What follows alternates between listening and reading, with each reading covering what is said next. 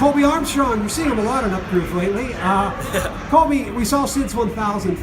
What you've played with him, you've seen him play, you had success playing with him. Not a lot of guys can say that. What about him makes the special type of connection he had with guys like you, with Chris Kunitz, whatnot? Yeah, I don't know. Good question. I would say probably just the simplicity of our games. I think, for a lot of years playing with Cooney and watching him play with Cooney, I think,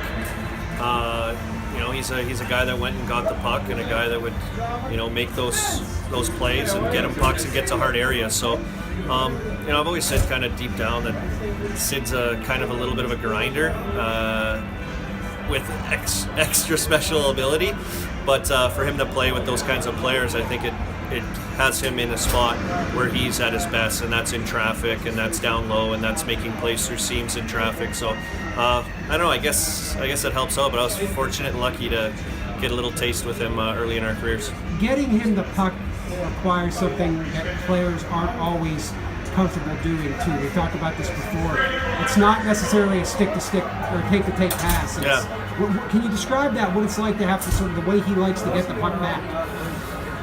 Yeah, I mean, I found like anytime you could just get it in his area when I played with him, so I'd go in there and try to just cause a disruption and create a loose puck so he could come through and get it. I never expected personally for myself to have the puck a lot, but I knew that I would get it to him early, and then the odds are that I'd be getting it back pretty quick to always be ready. So I guess playing with him, it didn't really matter if it was on his tape or at his feet. He's probably one of the best in the league at picking pucks up off his skates to his stick.